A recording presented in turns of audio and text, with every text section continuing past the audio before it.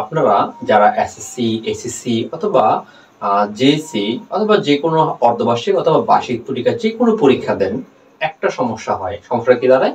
যে আপনাদের লিখিত পরীক্ষা হয় 70 নাম্বারের, মানে 2 ঘন্টা 30 মিনিট।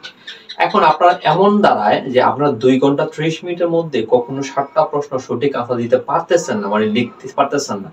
এমন দাঁড়ায় যে প্রথম প্রশ্নটা লিখছে আমরা মনে করেন 2 পৃষ্ঠা 3 পৃষ্ঠা, লাস্ট 7 নাম্বারটা মাত্র লিখছে আধা পৃষ্ঠা। তাহলে এই সমস্যাটা কিভাবে দাঁড়ায়? আর আপনি কিভাবে মাত্র 2 ঘন্টা 30 মিনিটে 70 নাম্বার একদম পারফেক্ট কিভাবে আনসার করবেন, আজকে সেই সম্পূর্ণ জিনিসটা আপনার আজকে বুঝাই বলবো ইনশাল্লাহ। সম্পূর্ণ ভিডিও দেখেন, বুঝতে সুবিধা হবে। তাহলে আমাদেরকে প্রথমেই এটা জানি যে আমাদেরকে পরীক্ষা হবে 2 ঘন্টা 30 মিনিট। হ্যাঁ, আমরা এটা জানি 2 ঘন্টা 30 মিনিট আমাদের পরীক্ষা হবে। 2 ঘন্টা 30 মিনিট পরীক্ষা হবে। এখন আপনাকে 2 ঘন্টা 30 মধ্যে লিখতে হবে কত নাম্বার? লিখতে হবে 70 নাম্বার। মানে 2 ঘন্টা 30 মিনিটের মধ্যে আপনাকে 70 নাম্বার লিখতে হবে। এখন আপনি কিভাবে লিখবেন? আসুন আমরা 70 নাম্বার কিভাবে পারফেক্টলি লিখবো সেটা বোঝার জন্য আমরা একটা সহজ একটা ক্যালকুলেশন করি। 2 ঘন্টা 30 মিনিটকে মিনিটে কনভার্ট করলে আমাদের কত হয়? 150 মিনিট হয়। যদি আমরা 2 ঘন্টা 30 মিনিটকে মিনিটে কনভার্ট করি তাহলে আমাদেরকে কি দাঁড়ায়? 150 মিনিট দাঁড়ায়। 150 মিনিটে আমাদেরকে লিখতে হবে 70 নাম্বার। হ্যাঁ, তাহলে আমরা এবার যদি 150 কে 70 দিয়ে ভাগ করি, 70 দিয়ে ভাগ করি তাহলে কত হয়?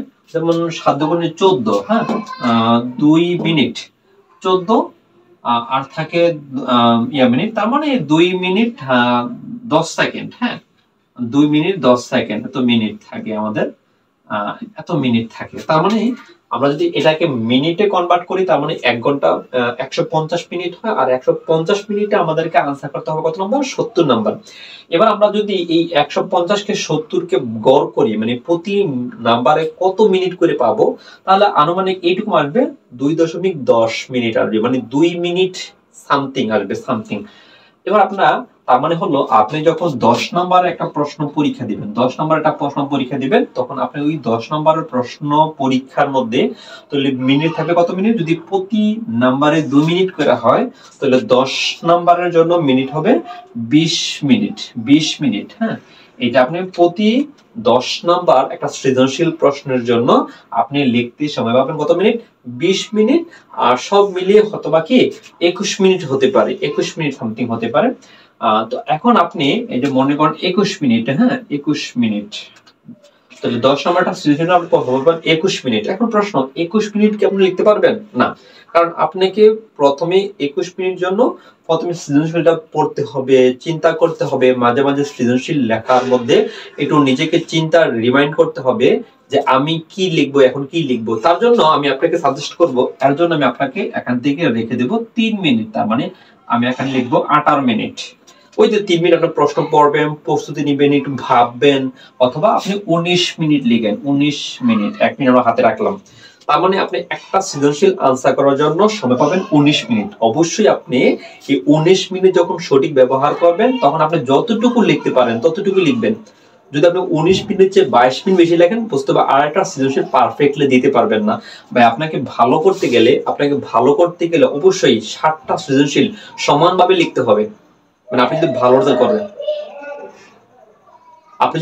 রেজাল্ট করতে চান অবশ্যই 7টা সৃজনশীল সমানভাবে লিখতে হবে, ভালোভাবে লিখতে হবে, পারফেক্ট লিখতে হবে, সঠিক সিদ্ধান্ত নিয়ে লিখতে হবে। তাহলে অবশ্যই আপনি এইরকম ভাবে চিন্তা করে যদি পরীক্ষার হলে যান তাহলে অবশ্যই আপনি হাতে গড়ি ব্যবহার করে যে পরীক্ষা দেন তাহলে ইনশাআল্লাহ আপনি 2 ঘন্টা 30 মিনিটের মধ্যে 70 নাম্বার পারফেক্টলি ব্যবহার করতে পারবেন। প্রথম সৃজনশীল যদি আপনি 3 পৃষ্ঠা লিখেন, দেখবেন 7 নাম্বার সৃজনশীল 3 পৃষ্ঠা লিখতে পারবেন যদি এই অনুযায়ী চলতে পারেন। আশা করি ভিডিওটা ভালো লেগেছে। আর ভালো লাগলে অবশ্যই একটা লাইক কমেন্ট করতে পারেন, আর ফেসবুকে দেখলে একটা শেয়ার করে দিতে পারেন। আসসালামু আলাইকুম।